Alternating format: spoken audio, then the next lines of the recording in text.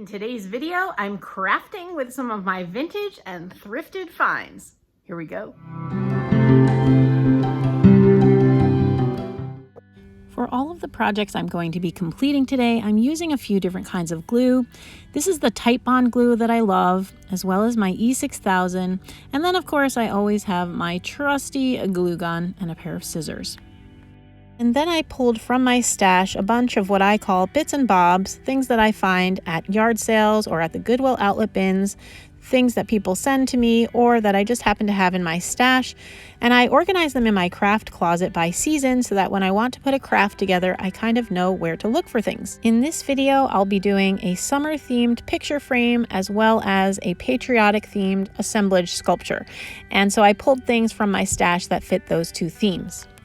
As the base for my summer-themed picture frame, I'm going to be using this metal piece. This came in a vintage library drawer that I picked up at a yard sale, and it's just been floating around my craft room. So I decided to use it as the base for this project. I wanted something that kind of looked like a sidewalk, and I thought with the lines in it, it fit the bill. I just gave it a little wipe down with some Windex and a paper towel. And sorry for the funny angle for this DIY video. It's just with assemblage crafting, you kind of need to see what I'm doing from the front, not from overhead like in a normal DIY. So I did my best to try to show you what I was doing as I was doing it. So I also found this little picket fence frame at the Goodwill outlet bins. And nothing says summer to me more than a little white picket fence. So I decided to use this in my craft. It is a picture frame, and I thought, well, I'll just embellish the picture frame. And I decided to leave the little windows of the frame alone so that maybe I can put pictures of my kids from summertime a little while ago. I thought that might be cute, but you could also put like flag themed things or pictures of flowers, whatever it is that you feel like having in your little picture frame. But for mine, I decided I would leave it. And to attach the frame to my sidewalk metal base, I am using E6000 as well as the glue gun. And what this does for me is that the E6000 gives a really permanent hold, especially when you're gluing to metal. It's a very good glue for that. But the glue gun allows me to assemble it more quickly and makes it stand up while it's drying, because the E6000 takes a long time to dry. So you kind of need them both to work together. I hope you're enjoying this vintage crafting video. I wanted to let you all know that starting next Friday, July 10th, I am launching a third channel. It's going to be called Nicole Northgarden DIY. And I'm doing this because I love to craft and I love to make things, but my thrifting audience doesn't necessarily love my crafts and my DIY audience doesn't necessarily love all my thrifting. So I just thought it might be easier and better if I split those two things up. I will continue to do my vintage crafting and potentially some thrift flips here on this thrifting channel. And then most of my crafting will be over on the other channel. So if that's your kind of thing, I would love to have you join me there. I am doing it with two friends. We will all have our own channels, but we thought, why not get into this thing, on the same day and launch together? So Robin Johnson will be launching Robin Johnson DIY, and Jamie from Board or Bananas will be launching Board or Bananas DIY, and then mine will be Nicole Northgarden DIY. And so all three channels will be coming to you starting next Friday, July 10th. Okay, now back to our vintage crafting. So then I started assembling all the bits and bobs that I got from my stash. I had this Christmas ornament that's a little red wagon. This was our Christmas ornament on our Christmas tree for a while. It was a little broken, so I just re-glued it. And I decided to use this as well as a little fishing basket and then some jam and jelly jar ornaments that I have. And the idea here is that I just wanted it to represent summertime. I also added some floral moss next to the little white picket fence to look like summertime grass. Again, to do that, I used both E6000 and my hot glue gun.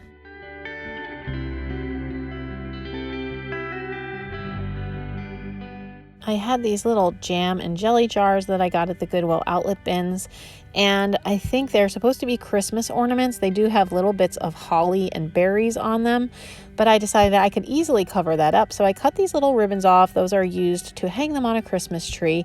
And then I took the little, using my needle nose plier, I took the little eyelets out of the tops of them so they would no longer look like ornaments. And then I went ahead and I glued the bows that I had taken off of the little ribbons that I cut off and glued them onto the little jam and jelly jars to cover up the holly and berries to make it less Christmassy, because these jars just totally remind me of the Minnesota State Fair. People enter jams and jellies into contests and then people win blue ribbons. So this screams summertime to me. At a recent yard sale, I bought a box of goodies for $1.50, and this broken dog was part of that. Someone had re-glued him kind of poorly. So he actually has a little hole in his neck, but he's super cute. And so I wanted to put him in the wagon. So I wanted to make him a little neckerchief to kind of cover up the hole on his neck. So I took the ribbons that I had cut off of the little jam and jelly jars and actually just kind of glued them together to make a thicker strip. And then after I had that, I kind of had a little piece of fabric. So I went ahead and cut a triangular shape to make him a little neckerchief. And again, I used both of my hot glue gun and my E6000 just to get that permanent hold. E6000 is also great for gluing to ceramics. And just so I wouldn't burn my fingers, always good to use a tool to press things down. And then to cover up where I had glued, I took a little teeny piece of ribbon and kind of folded it in half and just put that under his neck, and that kind of looks like the end of the neckerchief where you would tie it together. So this little guy, who would have otherwise been thrown out, is good as new and has new life in my little assemblage frame. And once I had it all figured out where I wanted things to go, I started gluing everything down. Again, this becomes a permanent bond, so you want to make sure you're putting things where you like them to be. So I just used that same method where I was using both kinds of glue.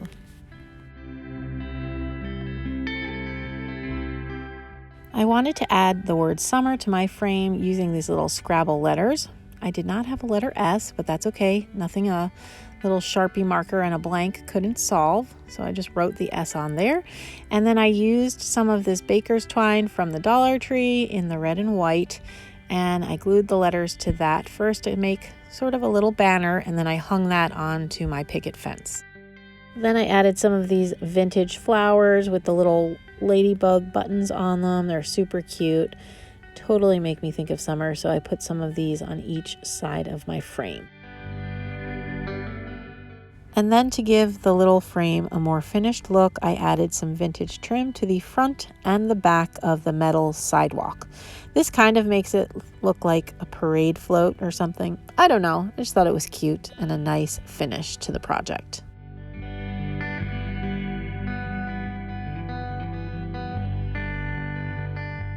And here's the finished project. I think it turned out really well. And my hubby likes it too, so I thought that was pretty cool. For my second project, I wanted to create a vintage-inspired Patriotic Assemblage piece to decorate my home with. I love pieces like this, and I think they're great in vignettes, so that's what I was going for here. I started with a Dollar Tree frame. I haven't seen this there in a while, but they have other little frames. It doesn't have to be this particular one. But I liked this because it didn't have glass, and so I was looking for something without glass. It has this little clip on there, so I struggled with it a bit to get that off, but I just needed it to have just the cardboard. And once I had the clip off the cardboard, I cut a piece of this burlap coffee sack to fit. I just needed to cover up that striped part. And the burlap sacks I get from different coffee roasters in my area. They sometimes give them away for free, or sometimes you have to pay $1 or $2. It's a great way to get cheap burlap. It's not as perfect as the stuff you buy from Walmart, but it's cheap or free, so I love it. So I just trimmed that to fit my little cardboard piece, and then I attached it with both Titebond glue and with my glue gun. And again, that was for the same reason as I was doing the two types of glue before.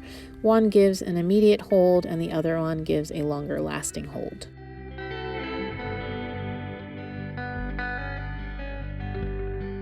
And then I just used my scissor to trim around the edge to make it look nice and neat.